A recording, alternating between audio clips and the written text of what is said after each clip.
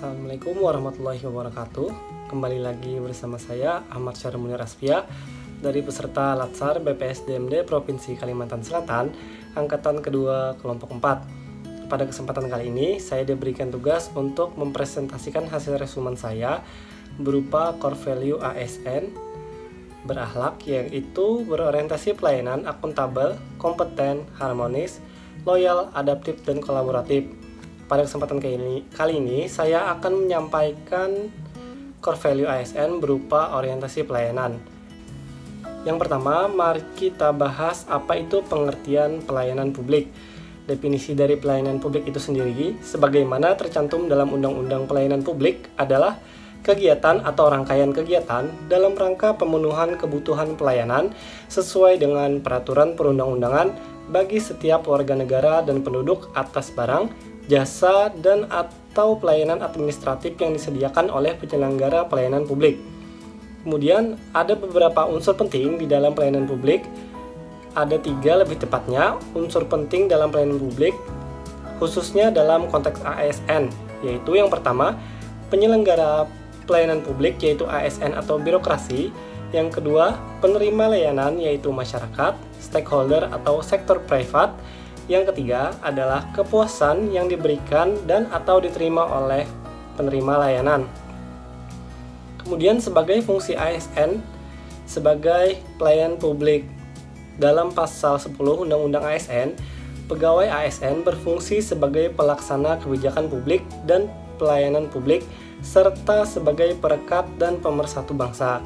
Nah, untuk menjalankan fungsi tersebut, pegawai ASN harus bertugas untuk melaksanakan kebijakan publik yang telah dibuat oleh pejabat pembina kepegawaian sesuai dengan ketentuan peraturan perundang-undangan ASN sebagai pelayanan publik.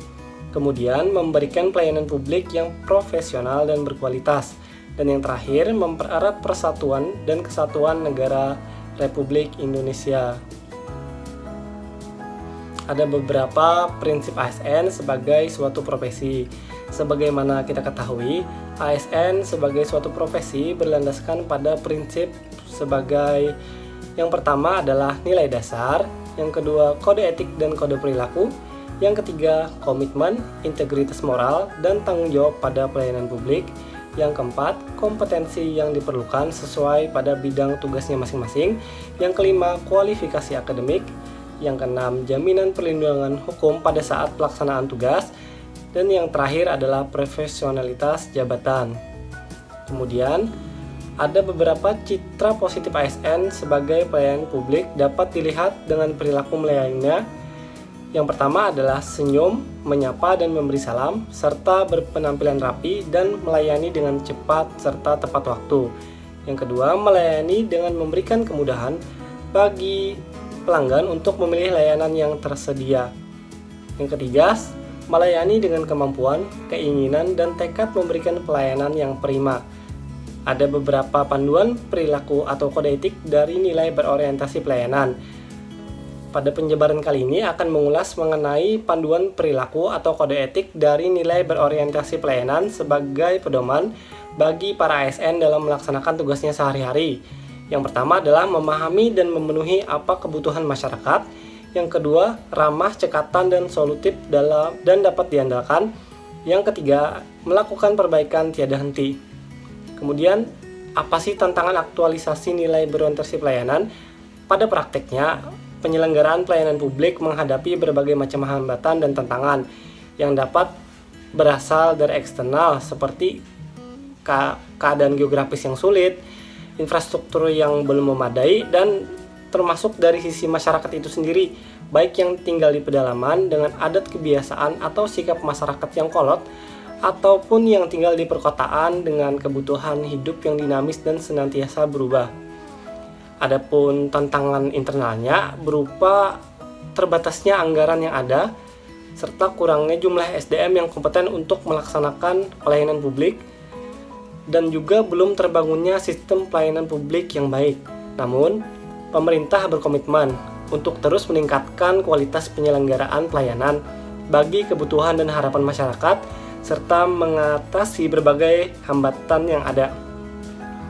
Adapun beberapa contoh perilaku yang sesuai dengan jabatan yang saya pangku atau organisasi saya, ada beberapa contohnya. Yang pertama adalah selalu ramah dalam menanggapi laporan masalah atau kerusakan yang ada di kantor saya. Kemudian selalu melayani dengan ramah dan murah senyum pada saat pelayanan pembuatan surat hasil tangkapan ikan ataupun surat izin berlayar. Kemudian ada selalu berpenampilan rapi pada saat melakukan pelayanan dan selalu berusaha cepat dan tepat waktu pada saat menyelesaikan masalah atau kerusakan berdasarkan laporan yang saya terima. Cukup sekian yang dapat saya sampaikan pada kesempatan kali ini. Apabila ada kesalahan dalam berkata-kata mohon dimaafkan. Saya akhiri. Wassalamualaikum warahmatullahi wabarakatuh.